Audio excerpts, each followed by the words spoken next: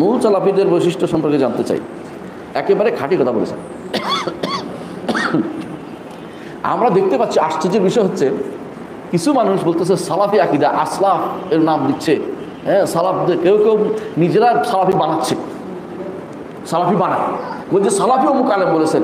আপনি ভালো করে খোঁজ নিয়ে দেখেন সে আশারি ও মাতুরিদি এর সালাফি বানাইয়া আপনাকে বিভ্রান্ত করছে। কারণ আপনারা যেহেতু জেনে গেছেন সালাফি আকিদা ছাড়া নেবেন না, বিশুদ্ধ আকিদা ছাড়া নেবেন না, যা সালফে সালেহিন আকিদা তা নেবেন। এখন আপনাকে বিভ্রান্ত করার জন্য একজন সালাফি বানাই ফেলেন।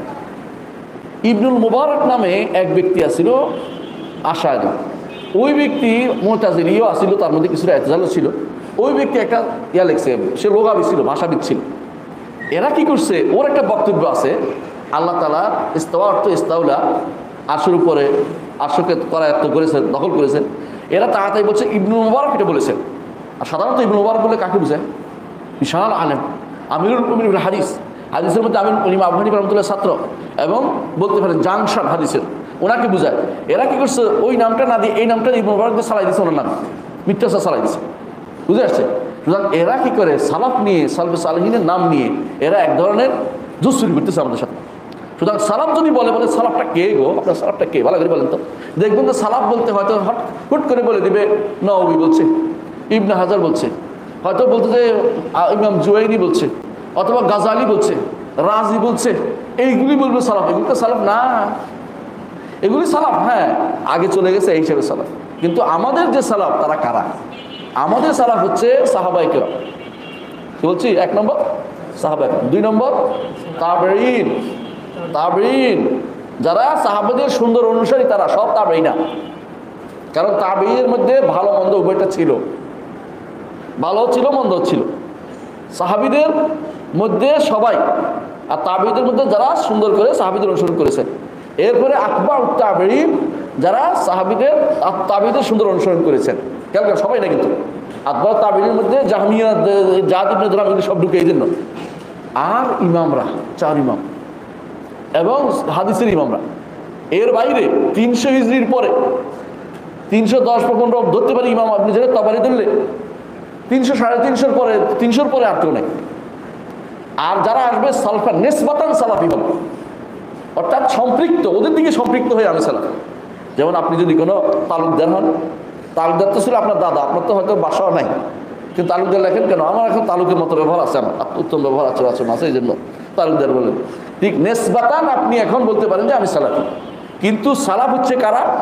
সাহাবী, তাদের সুন্দর অনুসারী তাবেঈন, তাদের সুন্দর অনুসারী আতবাউত তাবেঈন এবং চার ইমাম এবং হাদিসের মুহাদ্দিসরা। হাদিসের মুহাদ্দিসরা যারা পরবর্তী আসে তাদের মধ্যে কেউ কেউ তাবিল করেছে, এই জন্য তাদের সব বক্তব্য নেওয়া যাবে না। যেমন ইমাম খাত্তাবী, যেমন ইমাম বাইহাকি, যেমন ইমাম ইবনে হিব্বান, এই 3 ইমামের মধ্যে তাবিল ছিল। ওই 3 ইমামের বই দিয়ে দলিল দিয়ে বলেন যে না সালাফের আগে পার হয়ে গেছে। আপনি এত চেষ্টা করেন এগুলো আর পরে। সুতরাং বুঝবেন সালাফি নাম দিলেই সালাফি হয় না যতক্ষণ পর্যন্ত তারা সালাফ না বুঝবে এবং সালাফের অনুসারী কারা তা না বুঝবে। এই জন্য এরা কিন্তু বিভ্রান্তি ছড়াচ্ছে, বিভিন্ন নাম দিচ্ছে আসলাফ বা সালাফি বলে। এমনকি কেউ কেউ দুর্ভাগ্যবশত ইমাম তহাবির কিতাবের ব্যাখ্যা লিখছে, ইমাম তহাবি ব্যাখ্যা লিখছে, সালাফ ও খারাপ মিলিয়ে ব্যাখ্যা লিখছে।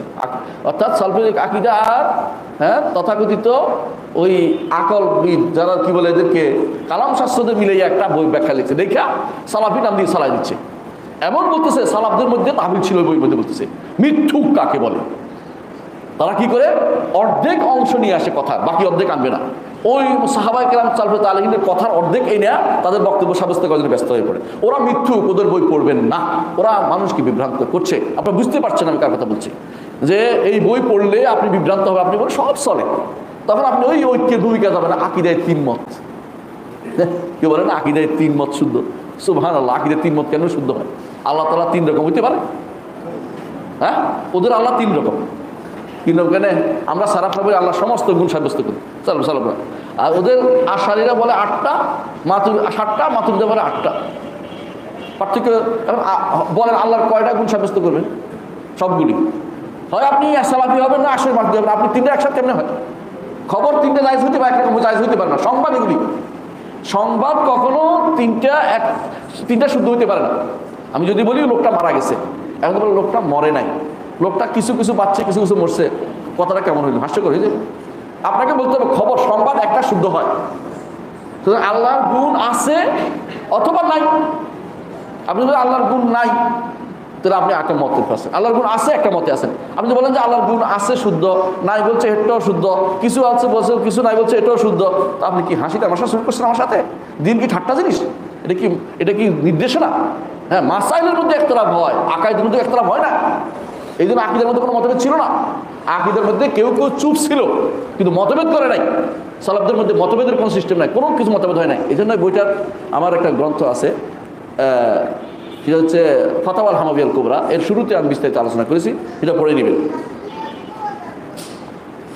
আর সালাফদের বৈশিষ্ট্য কি এই বিষয়টা আমি খুতবা আলোচনা করছিলাম, কয়েকটা খুতবায় দেখবেন যে আহলে সুন্নাত জামাতের বৈশিষ্ট্য, আকীদার বৈশিষ্ট্য আলোচনা করছিলাম। ওগুলি বাকিটা আলোচনা আসবে ইনশাআল্লাহ আগামী কয়েক খুতবা।